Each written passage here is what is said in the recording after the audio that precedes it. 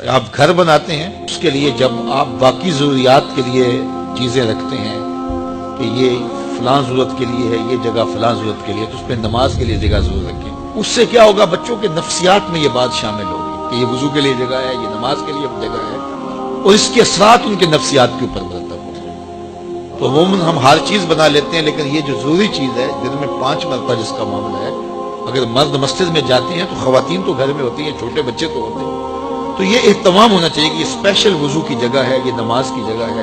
اس کو کہتے ہیں مسجد البیت، گھر کی مسجد۔ یہ شرن مسجد تو نہیں ہوتی ہے، جو حکام اس مسجد کے ہیں وہ اس مسجد کے نہیں ہوتے، لیکن مسجد بیت اس کی اپنی برکات ہے، اور وہ ہر گھر کے اندر ایک جگہ مخصوص ہونی چاہیے جس کو مسجد بیت آپ قرار دیں۔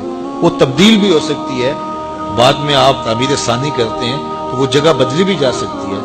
جو حقیقی مسجد ہوتی ہے وہ تو تبدیل بھی نہیں ہو سکتی، لیکن یہ مسجد بیت تبدیل ہو سکتی ہے۔ اللہ آپ کو اچھا، پاکیزہ، ستھرا، کشادہ، خوبصورت گھر دے، جس کا نہیں اللہ انہیں بھی عطا کرے۔ تو خوبصورت ایک گوشہ گھر کا مسجد بیت کے طور پہ مختص کرنا چاہیے، گھر میں ضرور وضو کی جگہ بنانی چاہیے، اس کے اثرات مرتب ہوتے ہیں۔ اسی طرح مسجدوں کی صفائی ستھرائی کا خیال رکھیں۔ آج کل یہ اچھی بات ہے کہ مساجد کے اندر خادمین مسجد ہماری ہی خون پسینے کی کمائی سے رکھے گئے ہیں، لیکن کبھی خود بھی مسجد کی صفائی کریں۔ بلکہ میں آپ کو ایک مشورہ دوں کہ سال میں کم از کم 2-1 مرتبہ ضرور ایسا کریں کہ اپنے بچوں کو لے کر، دوستوں کو لے کر کے مسجد کی تفصیلی صفائی کریں۔ مولوی صاحب کے پاس جائیں، کہیں کہ حضرت ہم ایک دن دینا چاہتے ہیں مسجد کی صفائی کے لیے، تو پورا لنگوٹا کس لیں اچھی طرح سے، اور مسجد کو دھوئیں بھی، صفیں بھی خوب جھاڑیں اس کی، اور اس کی دیگر دیواروں پر، پنکھوں پر لگی ہوئی گرد میل جھاڑیں، پورا دن لگ جائے چاہیے۔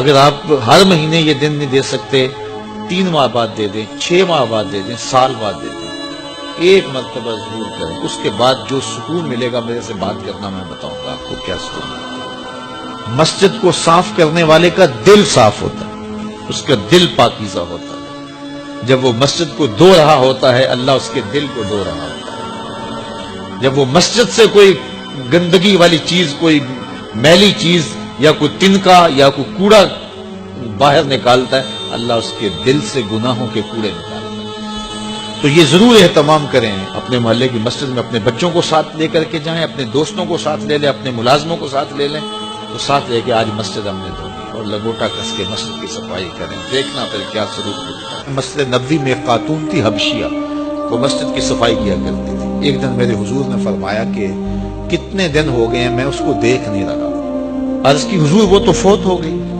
تو فرمایا تم نے مجھے بتایا نہیں اس کے جنازے کا۔ عرض کی حضور کار نبوت کی اہم ذمہ داریاں آپ کے کندھوں پہ ہیں، اور ہم نے سوچا کہ وہ ایک عام سی خاتون ہے، اور ہم نے آپ کو بتانا ضروری نہیں سمجھا، جنازہ پڑا، تدفین کر دی۔ اللہ کے محبوب نے فرمایا تم نے اس کو عام سمجھا ہے جو اللہ کے گھر کی صفائی کرتی تھی۔ پھر حضور نے صحابہ کو فرمایا مجھے اس کی قبر پہ لے چل۔ صحابہ کے ہمراہ اتنا مصروف وقت تھا اللہ کے محبوب کا، لیکن حضور نے وقت نکالا، قبرستان میں تشریف لے گئے، اور جا کے اس کی قبر پہ کھڑے ہو کے اللہ کے محبوب نے دعا کی۔ یہ کون سی خاتون ہے؟ یہ وہ خاتون ہے جو مسجد کی صفائی کیا کرتی